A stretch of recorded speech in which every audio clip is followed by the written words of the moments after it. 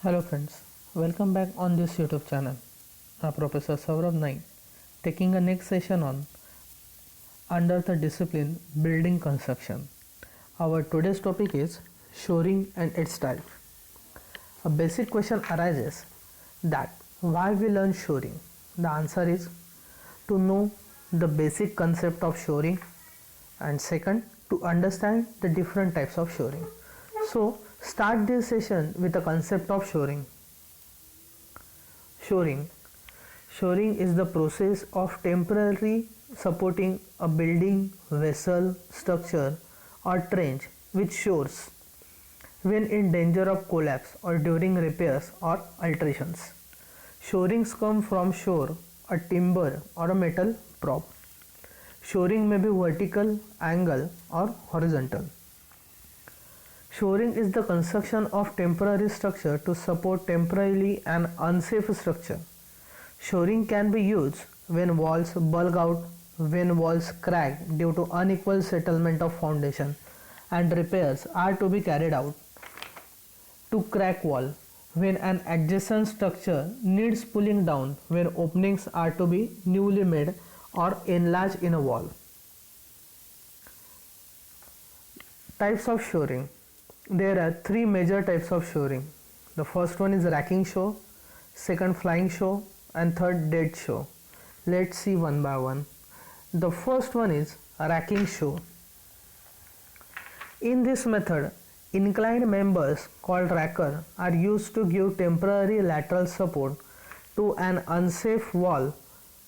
One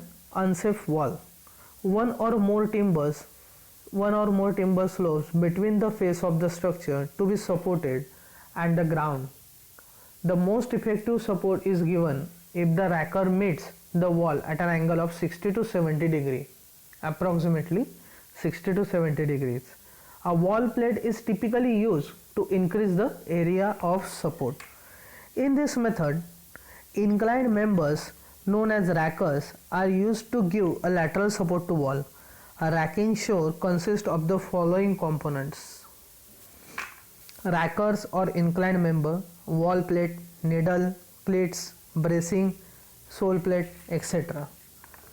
The following points are to be kept in view for the uses of the racking shores. Rackers are to be inclined in the ground at 45 degree. However, the angle may be vary in between 45 degree to 75 degree. For tall buildings, the length of racker can be reduced by introducing rider racker. Rackers should be properly braced at intervals. The size of the rackers is to be decided on the basis of anticipated thrust from the wall. The center of the line of a racker and the wall should meet at a floor level. Shoring may be spaced at 3 to 4.5 meter spacing to cover longer length of the bar. The sole plate should be properly embedded into ground on an inclination and should be of proper section of size. Wedges should not be used on sole plate since they are likely to give way under vibrations that are likely to occur. Look at these images. The images shows setup and component parts of racking shore. Image A is a racking shore's wall support. Image B, details of head of the racker shows.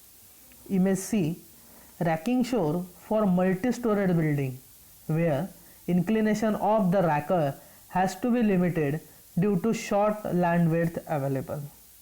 These are the three images that shows the different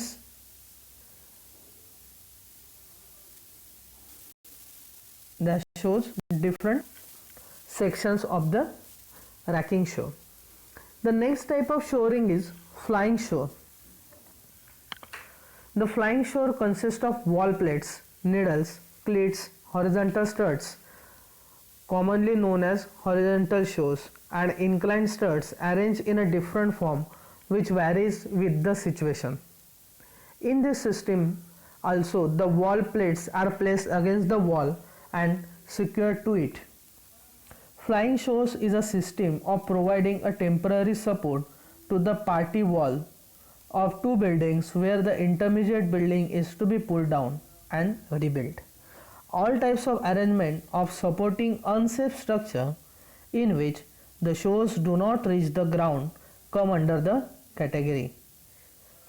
The flying shores consist of wall, plates, needles, cleats, horizontal struts, commonly known as horizontal shores, and inclined strut arranged in different forms which varies with the situation.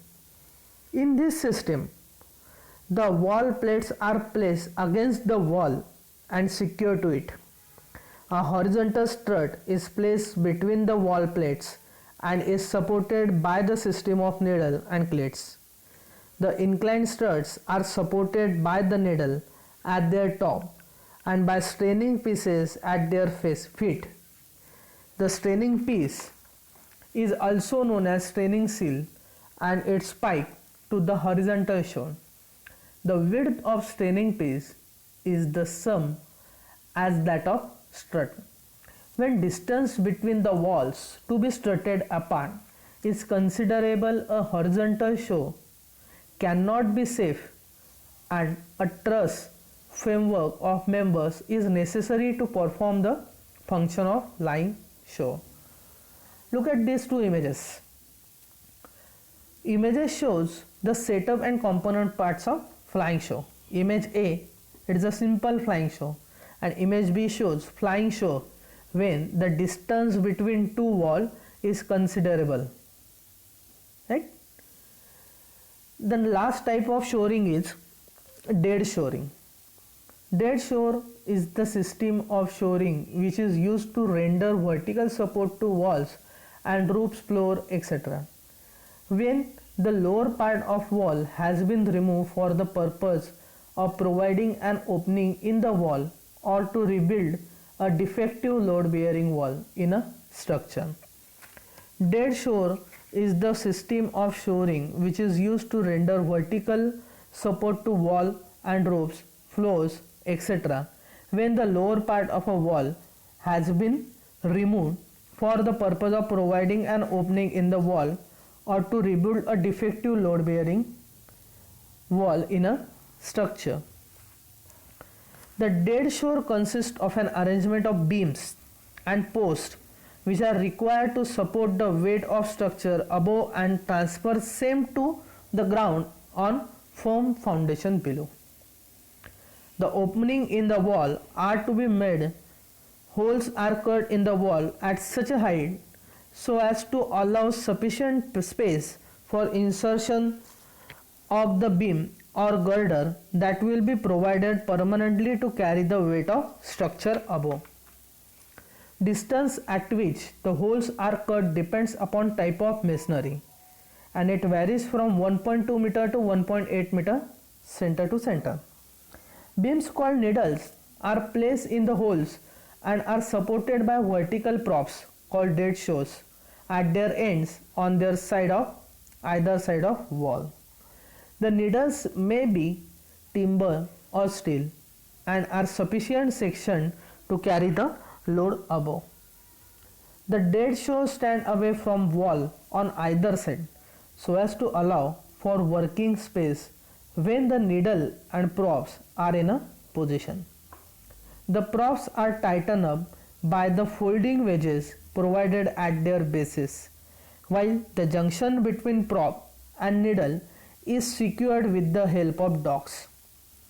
Before the dismantling work is started, all the doors, windows and other openings are wall strutted in order to relieve the wall of load of floors and roof above. They are independently supported.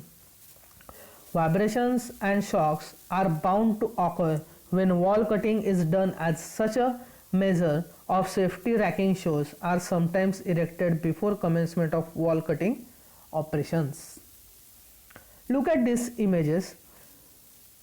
Image A is a dead shore. Image B shows a section of the elevation showing arrangement of dead shores for making an opening in existing wall. So here we end up this with the summarized point that shoring is a temporary structure to support temporary unsafe structure. There are three types of shoring: racking shore, flying shore and dead shore. So here we end up this session. Thank you for watching this video. We will meet in a next video with another topic. Thank you.